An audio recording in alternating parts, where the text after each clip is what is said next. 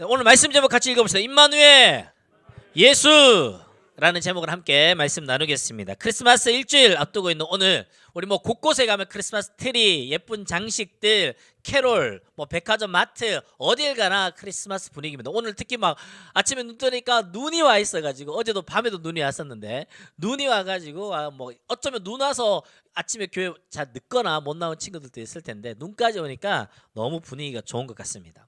목사님 또 어제 설교 준비하다가 AK 프라자는 어떻게 장식됐나 싶어가지고 설교 준비하다 급하게 뛰어갔다 왔거든요. 어딜 가나 크리스마스 트리는 많이 있지만 그 가운데 예수님은 정작 없는 것들을 보게 됩니다. 스타벅스나 백화점이나 온라인이나 어딜 가나 크리스마스 이야기도 하기도 하고요. 심지어 크리스마스라는 이름 따서 헐리데이라고 이야기하면서 산타는 나오고 루돌프는 나오는데 정작 이날의 주인공이신 예수님은 없는 생일잔치인데 생일잔치 주인공 없이 손님들끼리만 즐기고 있는 그런 잔치 같은 게 오늘날 크리스마스 아닌가 싶습니다. 크리스마스는 이름 그 뜻대로 그리스도의 날입니다. 예수님의 날입니다. 예수님이 왜 이 땅에 오셔야 했고 왜 예수님이 동정녀의 몸으로 나셔야 했고 왜 예수님이 구유에 나셨는지 그 의미와 그 참 은혜를 깨닫고 나누고 생각하는 시간들이 크리스마스의 시즌인데 정작 예수님 없는 크리스마스를 많은 사람들이 보내고 있고 전혀 문제 제기를 하지 않는 오늘날을 지나고 있습니다. 그러다 보니까 우리는 한 달 동안 성탄을 기다리는 사람들이라는 주제를 가지고 성탄의 참 의미를 함께 살펴보고 있는데요. 오늘 말씀에 보니까 마태복음 1장 18절 말씀에 예수 그리스도의 나심은 이러하니라. 이제 예수님 태어나신 사건을 우리가 다루게 됩니다. 예수님의 나심은 이러하니라. 그의 어머니 마리아가 요셉과 약혼하고 동거하기 전에 성령으로 잉태한 것을 나타났더니 약혼이라는 단어가 나오죠. 옛날에는 약혼을 많이 하셨어요. 그죠? 근데 요즘에는 약혼식은 별로 안 하는데 약혼이라는 것은 결혼을 약속하는 것이죠. 그러니까 결혼과 거의 비등비등한 무게를 갖고 있습니다.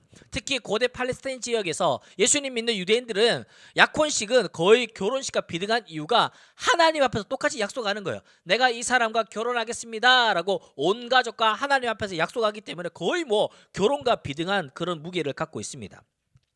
그리고 약혼하고 난 다음에 결혼식 이전에 거의 한 1년가량의 시간을 갖는데 그 기간 동안 가장 많이 준비해야 되는 게 뭐냐 하니까 신랑이 신부를 맞이할 집을 마련하는 거예요.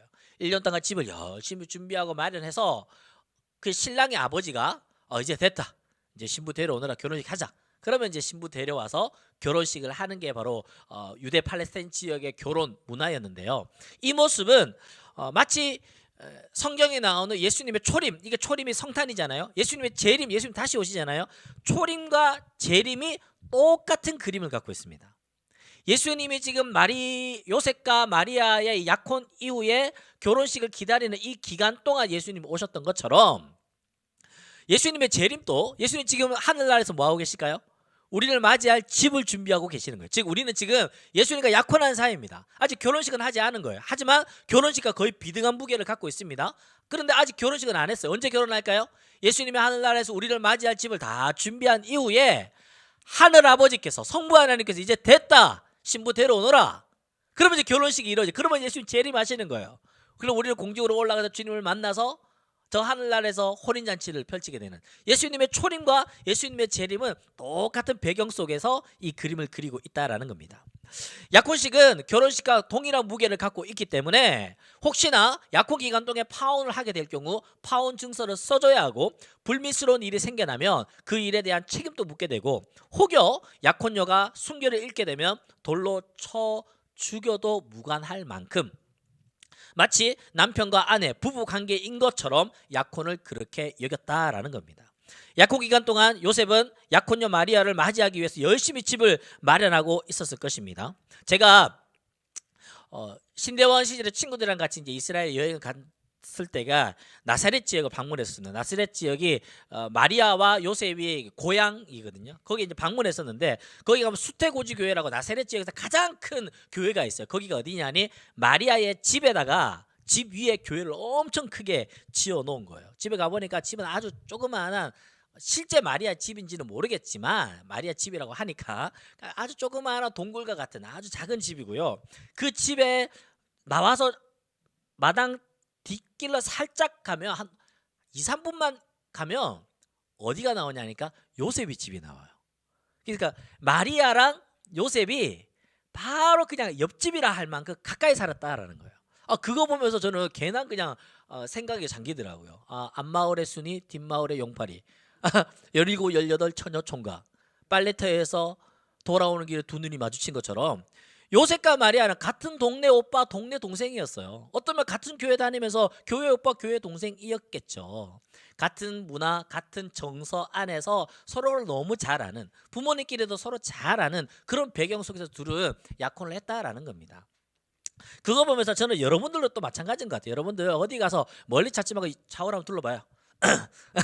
딱 여러분들 나이대에 같은 교회 같은 동네에 사는 사람들끼리 이렇게 결혼을 한다라는 게 저는 아주 긍정적인 것 같아요. 저희 스태프들에게도 나 스태프들 안에서 연애하라고 얘기해요. 뭐 어디서 만나겠어요? 뭐 홍대 가서 만나겠어요?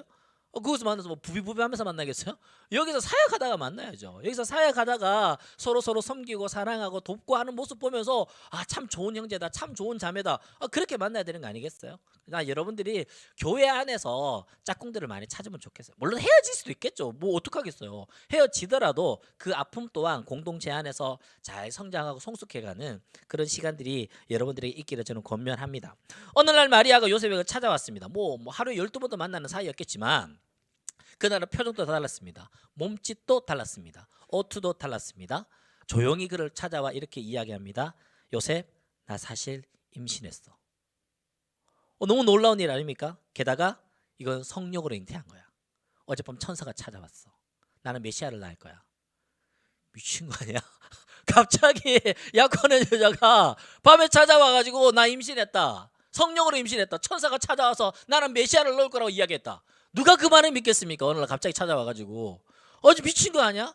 혹이나 나쁜 짓 해놓고 나한테 그런 핑계 대는 거 아니야? 그런 마음이 들지 않았겠냐고요. 마태복음 1장 19절 말씀에 그의 남편 요셉은 의로운 사람이라 그를 드러내지 아니하고 가만히 끊고 자요. 두 가지 마음 들었던 것 같아요. 저는 요거를 읽고 두 가지 생각이 들었어요. 이 여자 이상하게 됐나? 가만히 좀 끊어내야 되겠는데? 이런 생각도 들었을 거죠. 그게 아니라 성경은 의로운 사람이라. 의롭다라는 것은 성경에서 의롭다라는 것은 하나님과의 관계 속에서 의로움을 이야기하는 것입니다. 빌립보서 3장 9절 말씀에 그 안에 발견되려 함이니 내가 가진 의는 어떤 의미입니까? 곧 믿음으로 하나님께로부터 난 의라. 나의 의, 우리의 의는 하나님께로부터 난 의라. 즉 하나님과의 관계 속에서 우리 의로워질 수 있는 것입니다. 지금 요셉은 의로운 사람이다라는 것은 끊임없이 하나님과의 관계성, 하나님과의 친밀함 안에서 그런 의로운 사람이 된 것입니다. 하나님과의 친밀함을 어떻게 가질 수 있습니까? 우리가 남녀가 사귄다고 칩시다. 사귄다면 무엇이 사귀는 거죠?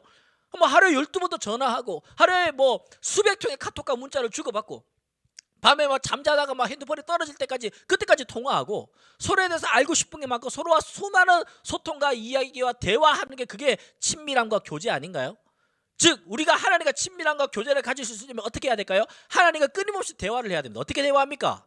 하나님의 말씀으로 하나님의 말씀을 듣고 나는 하나님께 기도함으로 나의 말을 전하고 이 기도와 말씀이 끊임없이 선순환이 이루어질 때에 우리는 하나님과 친밀함 교제한다라고 말할 수 있는 것이죠. 즉 요셉은 어떤 사람입니까? 하나님의 말씀을 잘 묵상하고 하나님께 기도하는 사람, 말씀의 사람, 기도의 사람이었다라는 거예요. 당시 마리아의 나이 학자들은 15세에서 16세로 보고 있습니다. 우리나라도 조선시대만 되면 2차 성징만 지나면 바로 시집가고 장가가지 않았습니까? 동일한 문화권에 있었습니다. 15세 16세쯤 되는, 지금으로 따지면 중학교 3학년 고등학교 1학년쯤 되는 그런 순수한 마리아, 그 마리아가 어느 날 말도 안 되는 소리를 하는 거예요. 이해가 안 되는 소리를 하는 겁니다. 믿어지지 않습니다. 그렇지만 요셉은 어떻습니까? 이 마리아를 사랑하는 거예요. 사랑하니 감정적으로 격해지지 않고 조용히 파혼을 하려고 했던 겁니다. 혹시나 이게 드러나게 되면 자기가 너무너무 사랑하는 이 순수한 마리아가 동네에서 어떤 험한 짓을 당할지 모르니까 조용히 파혼하려고 했던 것이죠. 이게 어떻게 그게 가능했을까요? 마음으로 감정적으로 격해지지 않을까요? 도대체 어떤 놈이 있었기에 이런 생각도 하지 않았을까요? 1장 20절 말씀입니다. 이 일을 생각할 때에 주의 사자가 현몽하여 라고 말하고 있습니다. 이 일을 생각할 때에 마리아가 찾아와 어느 날 그런 말을 했을 때에 얼마나 마음이 힘들었을까요? 이 일을 어떻게 했다고 해요? 그가 생각할 때에, 여기 원어적인 의미를 보면 깊이 묵상하다, 다른 표현으로는 이 문제를 가지고 하나님 앞에 깊이 질문했다는 거예요. 하나님 도대체 이게 어떤 일입니까? 하나님 제가 이걸 가지고 어떻게 해야 될까요? 깊이 하나님께 묵상하며 질문하며 하나님께 가지고 갔다라는 겁니다. 우리가 어떤 당황스러운 이벤트를 경험할 때가 있습니다. 내가 원치 않는 어떤 이슈들을 당할 때 우리 어떻게 해야 될까요? 우리는 인간적으로 연약함이 있다 보니까 감정적으로 대하는 거예요. 욱욱하는 거예요. 막 화를 내는 거예요. 내 자존심을 확 드러내는 거예요. 내 자존감을 확 드러내는 거예요. 막 그렇게 하다 보니까 일이 그르치기를 많은데 요셉은 어떻게 했습니까? 감정적으로 욱하지 않고 시간을 갖는 겁니다. 조용히 하나님께 묵상하며 기도하며 나아가는 겁니다. 그렇게 하나님께 쭉 나아가면 어떤 게 생기는지 알아요? 그 공간 안에 내가 생각하고 있는 그 당황스러운 그 이슈 안에 성령께서 개입하시는 공간이 만들어지는 거예요. 내가 이 문제가 남아있으면 이랬으면 하나님이 일하실 공간이 없어요. 내가 감정적으로 막 격해져 있으면 하나님이 또 어찌할 줄 모르는 거예요. 이 시간에 하나님께 조용히 나아가 하나님 어떻게 해야 됩니까? 조용히 나아가면 하나님이 개입하시는 공간이 만들어지고 그 자리에 성령께서 임재하셔서 하나님께서 우리의 이 문제에 함께 개입해 주신다라는 겁니다. 할렐루야. 시편 91편 15절 말씀입니다. 그가 내게 간구하리니 내가 그에게 응답하리라. 그리고 이렇게 이야기합니다. 그들이 환난 당할 때에 내가 그와 함께하여 그를 건지고 영화롭게 하리라. 우리가 환난 당하고 당혹스럽고 어떤 이슈와 사건을 만났을 때에 하나님께 조용히 묵상하며 나아가면 하나님께서 우리와 함께 하시고 그에게 응답하신다라고 약속하시잖아요. 요셉의 깊은 간구에 깊은 묵상에 하나님이 깊이 응답해 주셨습니다. 질문을 잘해야 됩니다. 질문에 따라 대답은 달라집니다. 오늘 뭐 먹을래? 그러면 짜장면 짬뽕 나오는 거예요. 한 주간 어떻게 지냈어? 그러면 자신의 삶이 나오는 거예요. 이해되시죠? 하나님께 깊은 질문을 가지고 나아가야 됩니다. 그러면 하나님의 깊은 대답이 나오는 거예요. 이 연말에 참 코로나 또는 뭐 경제적으로 또 진로에 대해서 여러모로 우리가 고민이 많고 또 힘든 시간이 지나고 있습니다. 그러면 그럴수록 어떻게 해야 될까요? 깊이 하나님께 물으며 깊이 묵상하며 하나님께 나아가는 거예요. 그러면 이 연말에 여러분들의 삶 속에 하나님의 깊은 응답이 가득한 연말 되기를 축복합니다. 아멘. 오늘은 예수님의 이름을 가지고 두 가지 메시지를 함께 살펴보려고 합니다. 예수님의 이름 안에는 예수님의 정체성과 예수님의 사명이 담겨져 있는데 첫 번째로 자기 백성을 죄에서 구원할 예수입니다. 마태복음 1장 24절에서 25절 말씀에 요셉이 잠에서 깨어 일어나 주의 사자의 부모들을 행하여 그의 아내를 데려왔으나 아들을 낳기까지 동침하지 아니하더니 나음의 이름을 예수라 하니라. 하나님의 응답을 받은 요셉은 절대 믿음 절대 순종, 그가 하나님께 깊이 묵상했을 때 천사가 현몽하여 그에게 마리아에게 했던 똑같은 메시지를 하나님이 주셨습니다. 하나님이 말씀하시니까 가타부터 이야기할 게 뭐가 있습니까? 하나님 말씀이니 아멘 하는 거예요. 이해가 되지 않아도 아멘 100% 순종하는 거예요. 그래서 마리아를 데려다가 이제 결혼하게 되는 거예요. 그래서 아들을 낳았습니다. 아들을 낳았는데 그 이름을 예수라고 했습니다. 그 예수의 이름이 예수님의 사명의 그 이름 안에 담겨져 있었습니다. 이 이름을 누가 지었냐니까 1장 21절 말씀에 이름을 지으신 분이 나옵니다. 아들을 낳으리니 이름을 예수라 하라. 누가요? 천사가요. 하나님이 그 이름을 천사를 통하여서 이름을 미리 지어주셨습니다. 그 뜻은 자기 백성을 그들의 죄에서 구원할 자이라. 우리를 죄에서 구원할 자라는 이름의 뜻이 바로 구원자라는 뜻이 예수다라는 거예요. 성경의 인물들은 그 이름 안에 사명들이 많이 있습니다. 여러 이름들인데 그 이름 안에는 그의 사명들이 잘 등장하는데요. 예수님의 사명이 바로 우리를 죄에서 구원할 자다라는 겁니다. 다른 말로 표현하면 우리는 뭐라고요? 죄인이다라는 거예요. 우리는 죄인이다. 눈에 보이는 죄가 있고 불법을 저지르는 죄가 있습니다. 그 죄뿐만 아니라 공동체에서 정해놓은 조직의 룰을 어그러뜨리는 죄뿐만 아니라 우리는 근원적인 죄가 있습니다. 내가 죄를 지었기 때문에 내가 이 룰을 어겼기 때문에 죄인이기도 하지만 성경은 네가 룰을 어겼기 때문에 죄인이 아니라 너가 죄인이기 때문에 너는 자꾸 룰을 어기고 있다고. 성경은 우리에게 그렇게 말씀하고 있습니다. 우리의 근원적인 죄가 있습니다. 근본적인 죄가 있습니다. 우리는 죄인이기 때문에 하나님과 점점 멀어지고 싶어 하는 거예요. 우리는 죄인이기 때문에 하나님의 말씀에 반역하는 거예요. 우리는 죄인이기 때문에 하나님의 말씀에 불순종하기를 기뻐하는 거예요. 그것이 문제라는 거예요. 눈으로 보여지는 현상적인 죄와 어그러지는 잘못이 아니라 근원적으로 우리가 하나님과 멀어지고 싶어하고 하나님의 말씀대로 살고 싶지 않아 하는 그 근원적인 죄를 성경은 가리키고 있는 것입니다. 여러분들 스스로 나는 죄인이라고 생각하십니까? 또는 나는 예수님 도움 없이는, 예수님 용서하심이 없이는 안 되는 전적으로 타락해버린, 전적으로 무능력한 나는 죄인이야 라고 여러분들은 스스로 인정하십니까? 나는 성령께 조명하심과 하나님의 말씀의 거울 앞에 서서 나를 잘 돌아볼 수 있는 이 연말이 되면 좋겠어요. 몇 번씩 이야기했지만 병식이 있어야 자신이 병들었다는 것을 알고 병원을 찾아가고 약국에 가서 약 처방을 받고 그 약을 잘 먹게 되는 거예요. 병식이 없으면 나는 아픈 데가 없어 라고 생각하며 누가 병원을 가겠으며 누가 약을 먹겠습니까? 나는 죄인이야, 나는 나 스스로 나를 구원할 수 없어 라고 하는 자기 직면이 있을 때에 구원자 예수님의 그 손길을 우리는 붙잡을 수 있고 구원의 기회가 열릴 수 있다라는 겁니다. 두 번째로 예수님의 이름이 등장하는데요, 우리와 함께 하시는 임마누엘이라는 이름을 예수님은 갖고 계십니다. 1장 23절 말씀에 보라 처녀가 잉태하여 아들을 낳으리니 그의 이름을 임마누엘이라 하리라 하였으니 이는 번역한즉 하나님이 우리와 함께 계시다 함이라. 이 말씀은 예수님이 태어나기 700년 전, 예수님이 태어나기 전 700년 전 이사야의 말씀에서 이미 예언된 이름이었습니다. 700년 전에 아람 군대와 북이스라엘이 연합해서 남유다를 침공했습니다. 남유다를 침공하니까 남유다가 도저히 어쩔 수 없는 전쟁의 위협 속에서 어쩔 수 없는 그런 상황 속에 있을 때에 이사야 선지자가 이런 말을 하는 거예요. 처녀가 잉태하여 아들을 낳을 것입니다. 그 이름은 임마누엘입니다.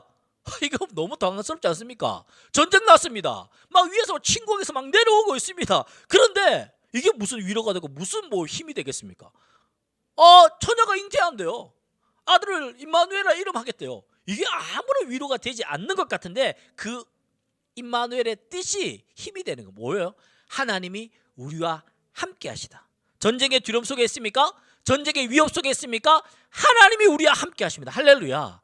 아멘. 지금 우리는 성경이 우리가 뭐라고 이야기합니까? 시편 23편 4절 말씀에 내가 사망의 음침한 골짜기를 다닌다 할지라도, 사망의 음침한 골짜기를 다닐지라도 해를 두려워하지 않을 것은 주께서 나와 함께 하심이라. 사망의 음침한 골짜기에 있습니다. 그럼에도 불구하고 우리는 하나님과 함께 하기에 해를 두려워하지 않을 수 있다는 거예요. 어디에 있느냐가 중요한 것이 아니라 누구와 함께 있느냐가 중요하다는 거예요. 요셉은 노예로 팔렸습니다. 억울하게 감옥 생활을 했습니다. 하지만 그는 하나님이 그와 함께 하심으로 형통한 자가 되었다라고 성경에서 반복해서 기록하고 있습니다. 하나냐 미사의 아사랴라는 사람은 믿음을 지키려고 하다가 풀무불에 던져졌습니다. 풀무불 속에 던져졌는데 하나님이 그와 함께 하시니까 머리털 하나 상하지 않았습니다. 믿음을 지켰던 다니엘은 사자굴에 떨어졌습니다. 사자굴 속에 있었으나 천사가 그와 함께 하니까 사자의 입을 봉해버렸습니다. 베드로는 풍랑이는 바다 위에 있었으나 예수님과 함께 하니까 그 풍랑이를 걸어버렸어요. 전 세계 누가 바다 위를 걸은 사람이 누가 있습니까? 물론 중간에 물에 빠지는 사건이 있긴 했지만 그렇다 할지라도 바다 위를 걸었던 사람 누가 있습니까? 베드로밖에 없는 거예요. 어디에 있느냐가 중요한 것이 아닙니다. 누구와 함께 있느냐가 중요합니다. 풀무불 속에 있고 사자굴 속에 있고 풍랑이는 바다 위에 있다 할지라도 우리 주님과 함께하면 우리 모든 그 환경과 문제들은 이겨낼 수 있을 줄로 믿습니다. 아멘 아멘. 누구와 함께 있느냐가 중요하다. 예수님이 왜 이 땅에 오셨습니까? 예수님이 왜 이 땅에 오셔야만 했습니까? 우리와 함께 하시려고 이 땅에 오셨다라는 거예요. 예수님이 공생애를 시작하십니다. 공생애를 시작하다 가장 먼저 하신 건 무엇입니까? 제자들을 부르셨습니다. 제자를 부르신 이유가 무엇입니까? 마가복음 3장 14절 말씀에 이에 12를 세우셨으니 이는 자기와 함께 있게 하시고, 함께 있는 게 목적이에요. 야, 전도하러 가야 돼? 설교해야 돼? 교회를 세워야 돼? 이거는 부차적인 것이고 제자들과 함께 있는 게 예수님의 첫 번째 목적이었다라는 거예요. 임마누엘도 함께 하기 위함이요, 제자들을 부르신 것도 함께 하기 위함이요. 근데 신기한 말씀 하나 더 찾아볼까요? 마태복음 1장에 예수님이 함께 하시기 위해 임마누엘 하셨고, 마가복음 3장에 제자들을 부르셨을 때도 함께 하려고 제자들을 부르셨고, 마지막에 예수님이 하늘나라 승천할 때 뭐라고 이야기하시냐 아십니까? 마태복음 28장 18절에서 20절 말씀에 그러므로 너희는 가서 모든 족속으로 제자를 삼아 아버지 아들과 성령의 이름으로 세례를 주고 내가 너희에게 분번 모르는 것을 가르쳐 지키게 하라. 볼지어다 내가 세상 끝날까지 뭐하라고요? 너희와 항상 함께 있으리라. 할렐루야. 너무 놀랍지 않습니까? 예수님이요, 하나님이요, 우리와 함께 하시려고 이 땅에 오셨고, 함께 하시려고 제자를 부르셨고, 함께 하시려고 우리에게 사명을 주는 거예요. 얼마나 우리와 함께 하고 싶으시면. 말씀을 맺습니다. 오늘 말씀 맺으면서 우리를 죄에서 구원하시는 예수, 우리와 함께 하시는 임마누엘의 이 이름이 좀 함께 버무려지는 한 사건이 있어서 여러분들과 나눕니다.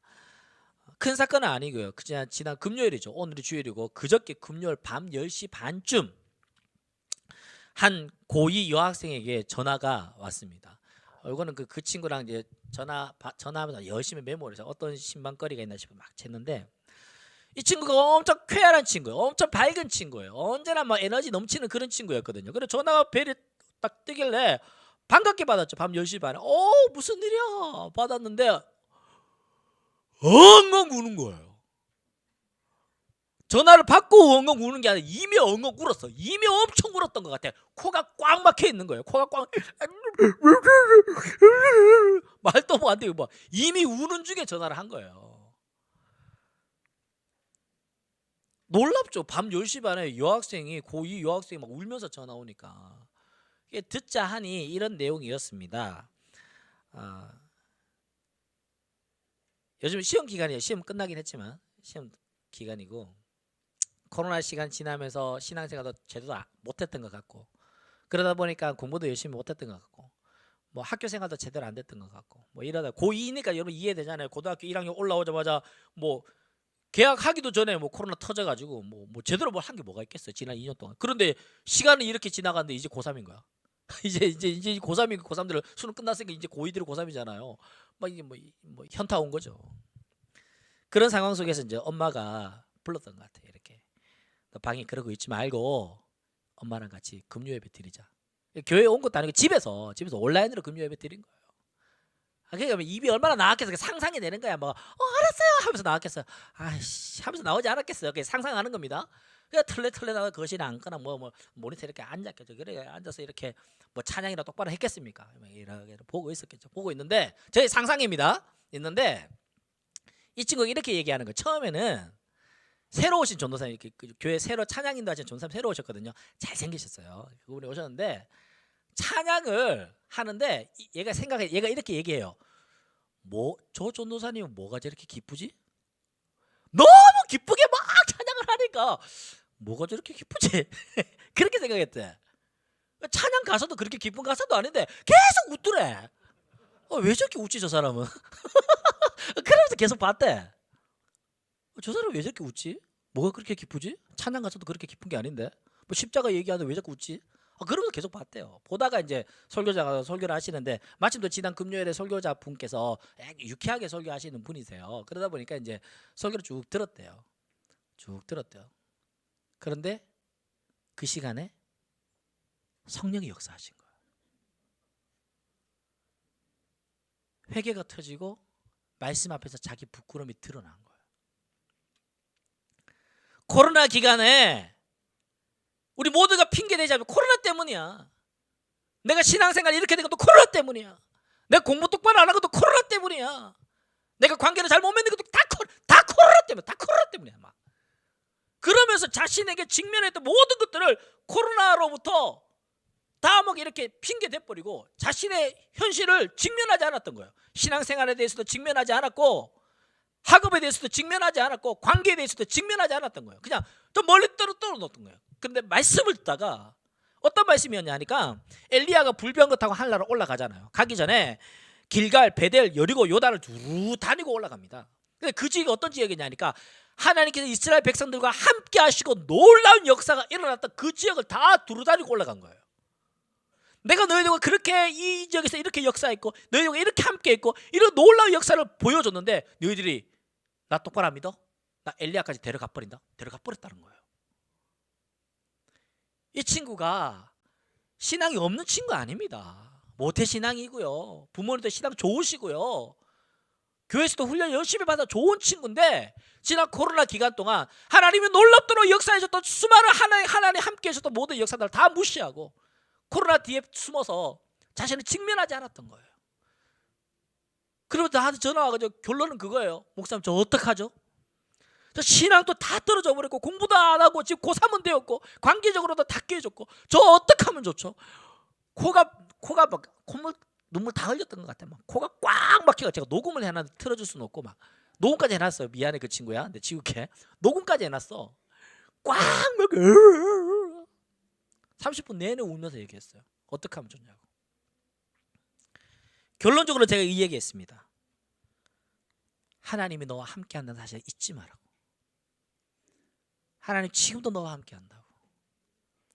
네가 지금 직면한 이 사건, 내가 죄인임을 깨닫고 신앙과 학업과 관계적으로 지금 네가 할 수 있는 것부터 하나하나 해보자고. 다시 하나님이 너를 도와주실 거라고.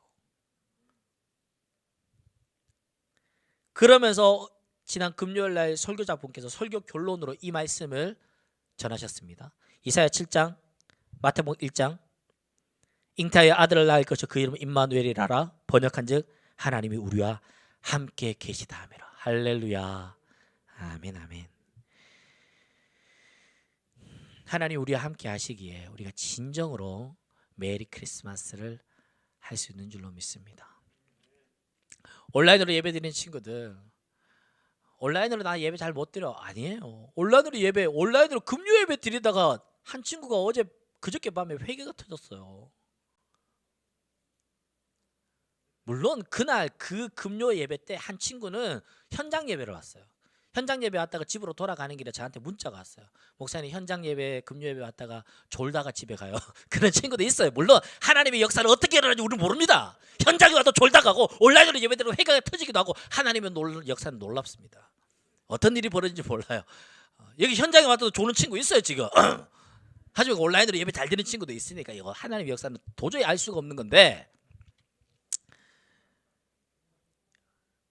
정말 우리가 마음을 다 예배하면 좋겠어요. 오늘 말씀의 결론입니다. 예수님의 이름, 자기 백성을 죄에서 구원할 자. 우리가 전적으로 타락한, 전적으로 무능력한 죄인을 우리가 깨닫는 것에부터 우리는 그 구원을 받을 기회가 있습니다. 두 번째로, 사랑하는 여러분들 어디에 있느냐가 중요하지 않습니다. 지금 내가 누구와 함께 있느냐가 중요합니다. 할렐루야. 아멘. 지금 전 세계가 어렵습니다. 전 세계가 어렵습니다. 누구와 함께 하느냐가 너무너무 중요합니다. 주님이 함께 한다라는 사실 기억하면서 여러분의 그 삶의 자리, 그 자리에서 우리 주님과 함께 승리하는 우리가 되면 좋겠습니다. 설교가 좀 지났는데 한 가지 이야기만 하고 마칠게요. 블랙 호크 다운이라는 영화가 있어요. 미군이 이렇게 어딘지 이라크 이쪽 지역에 이렇게 군인들을 보내서 암살하고 이렇게 하다가 지역을 나와야 되는데 못 나온 거예요. 거기에 갇혀버린 거예요. 미군들이 거기서 막 총 맞고 다 죽어가는 거야. 이제 헬기가 이제 그들을 구출하는데 헬기도 블랙 호크가 다운돼 버린 거예요. 거기에 추락해 버린 거예요. 어떻게 다시 좀 외부에서 그들을 구출하려고 막 보내는데, 험비라 그러나 이게 지프차 위에 총 쏘는 거 있잖아요. 그래서 그 총 쏘는 사람이 총을 맞아서 이제 죽었어요. 누군가 다시 또 그 험비 위에 올라가가지고 또 총을 쏴야 되는데, 한 병사가 자기가 총 맞았다는 거예요. 아, 나 총 맞았어요. 나 아파요. 나 못 가요. 그러니까 중대장동 되는 그 간부가 Everybody shot. 우리 다 총 맞았어. 올라가. 나 지금 총 맞았다고 찡찡거리지 말거라. 우리 여기 다 총 맞았어. 너 빨리 올라가. 이렇게 하는 장면이 제 기억이 나요. 오픈 모습이죠. 사랑하는 여러분, 코로나요. 전 세계 60억 인구가 지금 코로나 중에 있습니다. 나 코로나 때문에 못하겠어요. Everybody shot. 우리 다 총 맞은 겁니다 지금. 그 뒤에 숨지 맙시다. 숨지 말고 지금 내가 할 수 있는 거 그거 합시다. 지금 성경 펼칠 수 있으면 성경 펼치고, 지금 기도할 수 있으면 기도하고, 주님과 함께 이 연말을 보내는 우리가 되면 좋겠습니다. 예수라는 찬양이에요. 이 가사 너무 좋습니다. 함께 이 찬양 부르고 기도하는 시간 됩시다. 슬픈 마음 있는 자, 슬픈 마음 있는 자, 몸과 영혼 병든 자, 누구든지 부르시오. 예수 이름 부르시오. 그 이름을 믿는 자, 그 이름을 부르는 자, 그가 어떤 사람이든 그 다시 고백할까요? 슬픈 마음 있는 자,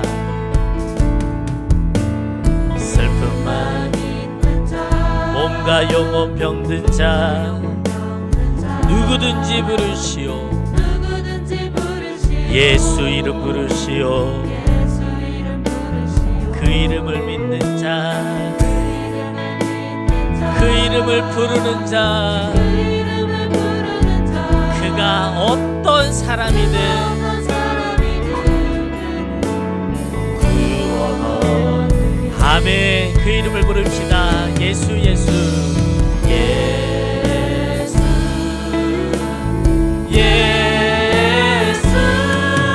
오 능력의 그 이름 나 외쳐 부르리. 예수 예수 예수 구원의 그 이름 예수 나 외쳐 부르네. 예수 그리스도. 은과 금 내게 없으나 은과 금 내게 없으나 나 가진 건 너에게 주. 능력의 이름 예수라. 그 이름을 붙드시오. 그 이름을 믿는 자. 아멘. 그 이름을 부르는 자. 그가 어떤 사람이든 그는 주의 영광 보리라. 예수 예수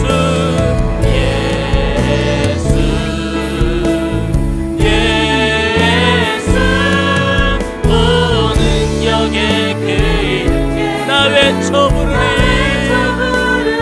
예수 예수 예수. 구원의 그 이름 예수 나 외쳐 부르리. 예수 그리스도. 우리에게 주신 영광의 이름, 우리에게 주신 영광의 이름 나 없이 잠잠하리.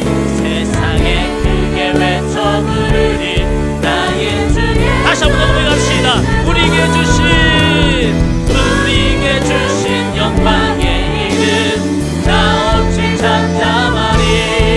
세상에 크게 외쳐 부르리. 나의 주 예수 그리스도. 예수